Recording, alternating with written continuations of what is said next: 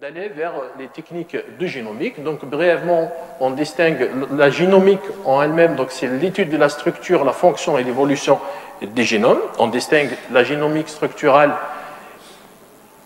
qu'on peut qualifier comme étant le code-barre d'un individu, quel que soit son âge et son tissu.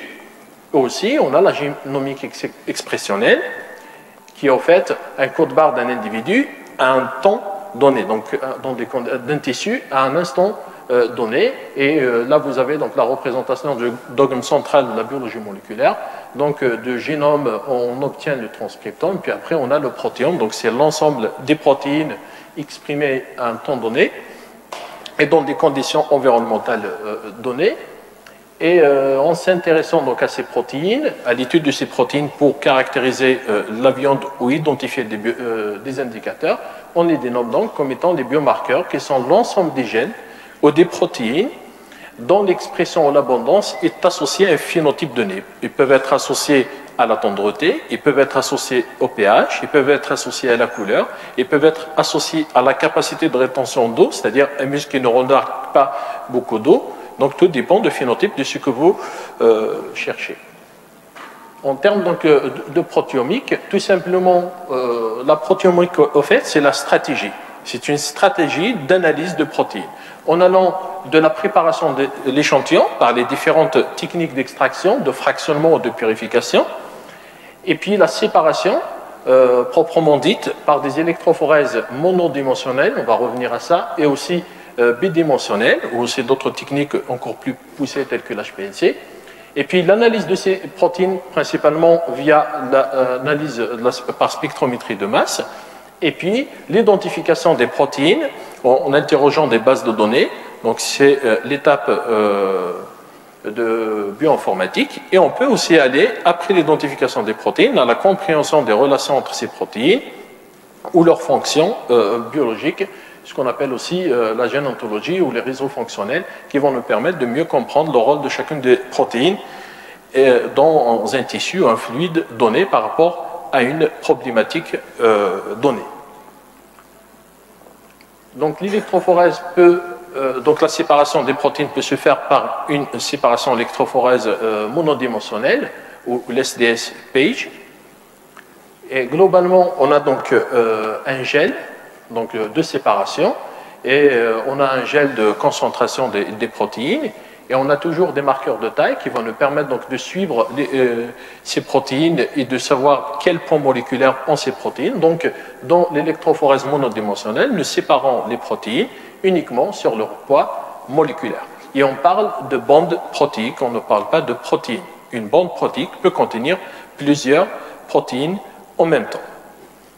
Donc, pour y remédier à cette problématique de présence de plusieurs protéines sur la même bande, donc, on fait appel à des techniques encore plus intéressantes et qui est, de la même manière, en nous préparant notre échantillon, nous séparons d'abord ces protéines selon leur poids isoélectrique et puis nous les séparons sur la deuxième dimension. Donc, on a la première dimension, c'est le poids isoélectrique, donc selon le pH, et la deuxième dimension, c'est le poids moléculaire.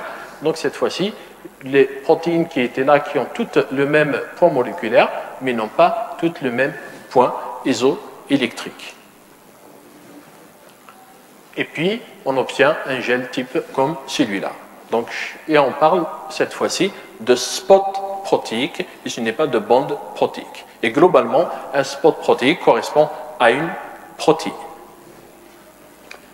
Et puis, après cette séparation, qu'elle soit sur un gel monodimensionnel ou bidimensionnel, l'étape suivante est de réaliser donc une identification de ces protéines. On fait appel à la spectrométrie de masse.